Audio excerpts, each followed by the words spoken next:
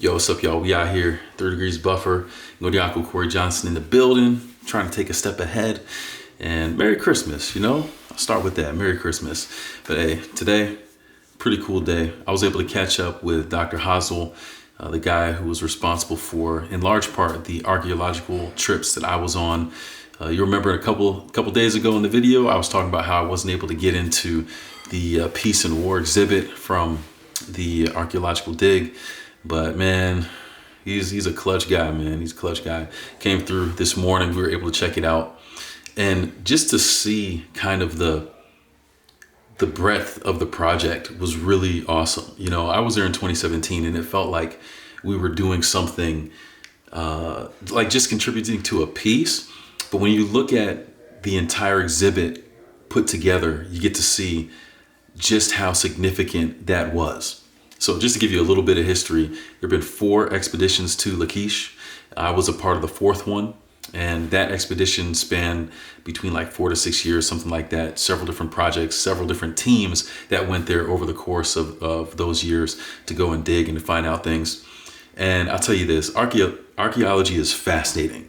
If you like Indiana Jones and all the kind of historical mythology type stuff, maybe not so much the aliens, never mind on that one, but like that stuff is so fascinating. I remember when I used to hate history, thinking back to that time from now, it's like, man, it's just funny seeing how I went from hating something to enjoying something so much, especially when you get to actually be in it and experience it. It's totally different. But yeah, we got to go through and see the completed picture of the exhibit. Really awesome how the whole thing came together, getting to see basically trying to find support for biblical characters such as Hezekiah, Isaiah, others as well. It mainly focused on the King Sennacherib from Assyria and his conquest attempt of Canaan, the Assyrian captivity and invasion, I guess, of Israel is something that's obviously recorded throughout history, and we find that in extra biblical sources as well. And one of the cool things is the city where we were, Lachish, is probably the biggest feature of King Sennacherib. The way that they kind of did things, I wish I could have taken video in there, but no cameras, so I'm sorry.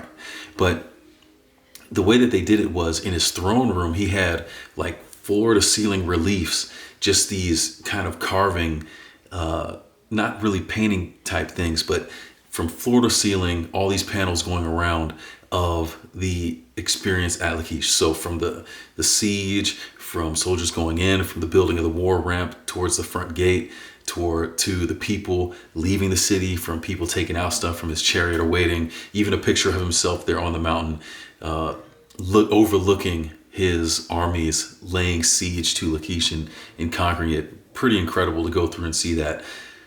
We found a lot of pottery, a lot of broken shards of things, and a few people ended up digging up some complete pieces of pottery.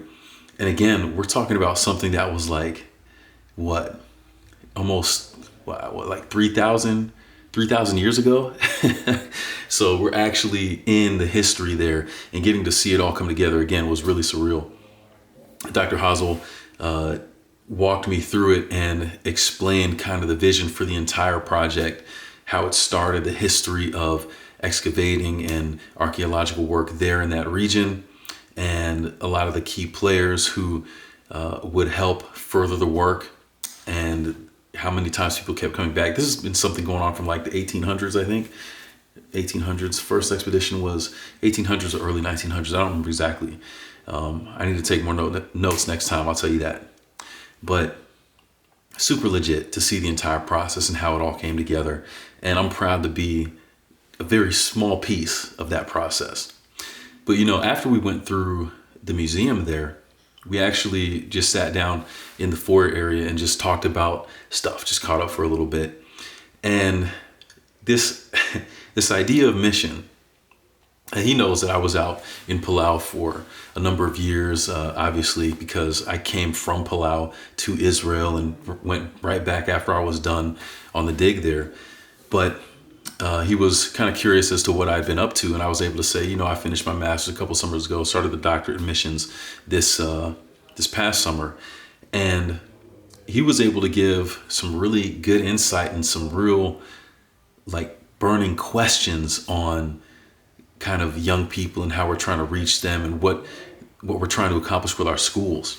Now, for him, it's interesting because he actually did his undergrad in Andrews and then came and worked in Southern for the last several years. And for me, I did my undergrad at Southern, and now I worked past tense at Andrews over the last few years, still working on my degree from there also. So there's a little bit of flip there in correlation, but a lot of really good perspective that I'm able to get from him on the flip side of things that are beyond the scope of my experience. So we talk about Christianity and Adventism and kind of what's the point at what's the bare minimum that we're trying to do. And, this is kind of raised from my question of what is student missions? What's the point? What are the objectives? What are the metrics? How are we measuring that we're accomplishing this thing? And if we are accomplishing the things that it's supposed to accomplish. And well, the question comes up with Adventist education as well. Is it about trying to do this and that and putting resource in these areas? Or is it about equipping the person to be a missionary, regardless of the profession that they would have? And being able to see how that dynamic is similar and yet different within the two schools of Southern and Andrews was really eye-opening, because on one level you see that there's a lot of progress being made, but under the surface the same struggles are being held between both universities about how do we get young people engaged with the truth in this message that we have that we feel is so valuable.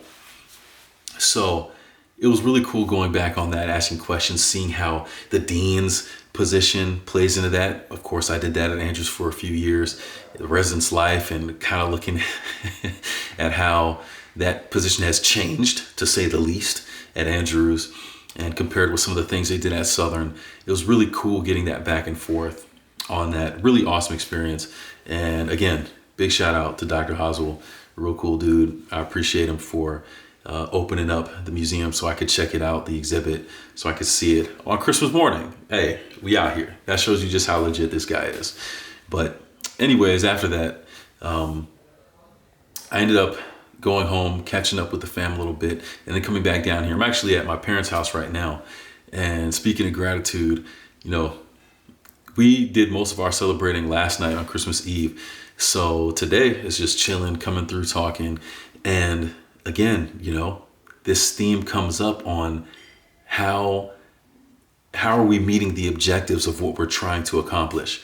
And I don't know, you ever feel like sometimes your mind is on a certain tangent and you go and you talk to these people and it comes up, and you go and talk to some other people and it comes up, and you go and talk to someone else and the same theme just keeps on rolling through? Well, maybe it happens because we're thinking about it all the time, but I swear, sometimes it just seems random and organic. But when it comes to Christianity and Adventism itself, it's like, what's the bare minimum? What's the objective? Is it about sharing the love of God with people? Most of us would say yes. And yet we have people out here during this time of Christmas, as I said before, that are so horny to let people know that Christianity is a pagan holiday and you shouldn't do this because this symbolizes this and this stuff is related to this and sun discs is this and snakes that and all this other stuff. And if you do this, you're going to hell, pretty much. Or you could realize that the majority of the people on the planet, regardless of whatever their spiritual or religious persuasion might be, the majority of the people on the planet are open to this celebration of Jesus and his birth. A lot of the carols that are sung by believers and non-believers alike all reflect on this idea. So I can get upset with people and call them pagan for celebrating it, or I can acknowledge that we're on the same page with a concept and reach people based on that, reach out to people based on that. Not for the sake of just converting people, but just for the sake of connecting with people, And this goes into kind of the other big thing we were talking about, me and my parents just down here a while ago, where Christians have this almost insatiable desire and a need almost to be right. So much so that the person and the people that are talked to or about don't matter as much as long as I can prove my point. If I can do that, it doesn't matter who I hurt. It doesn't matter who I offend.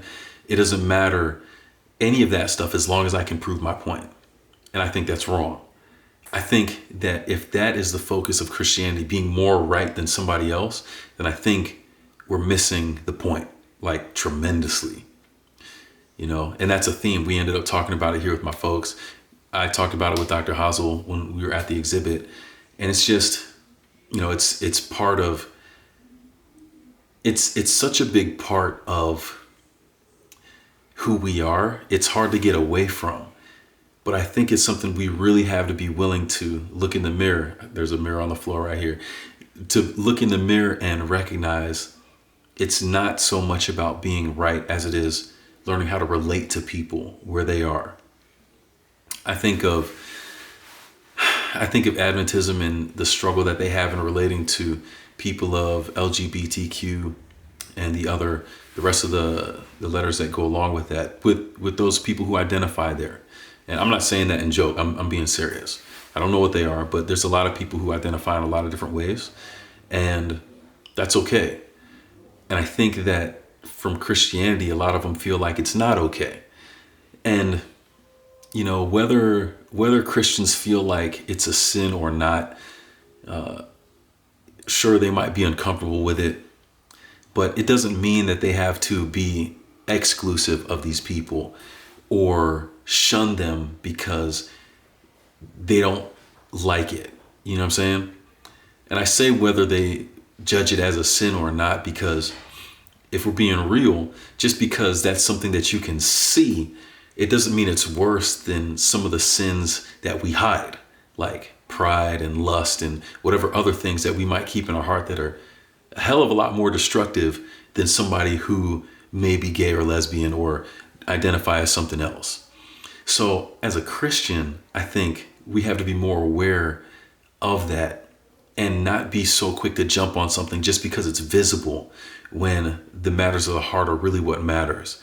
Because a lot of times what will end up happening is that because of the way that Christians treat these people, it makes them feel like they're beyond the gift that God has for all people. For God so loved the world that he gave his only begotten son, that whosoever, it doesn't say whosoever that believes like me. It doesn't say whosoever that looks like me. It doesn't say whosoever that has the same preferences as me. It just says whoever believes on him. That's inclusive of everyone. Everyone. As a Christian, I need to understand that. As Christians, we need to understand that. Like God's love, there's no, there's no, what's the word I'm looking for? I can't think of it, but it's not just something that people have some special claim to. We all have claim,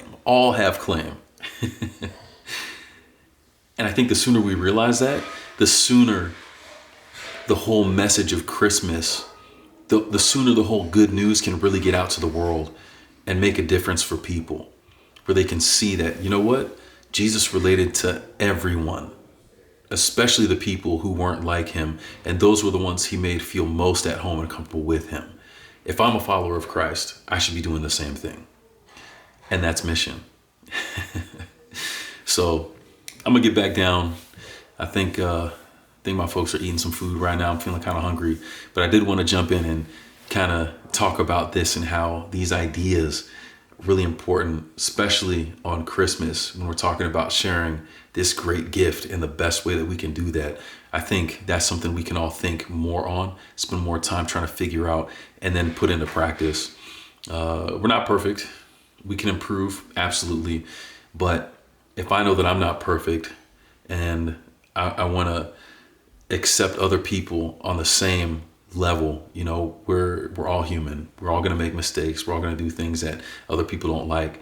And God sees past all of that, and he loves each and every one of us. He loves each and every one of you. So I want to leave you with that on this Christmas. Like, subscribe, share. You know how we roll. I'll leave you with that too. But until next time, we out. Peace.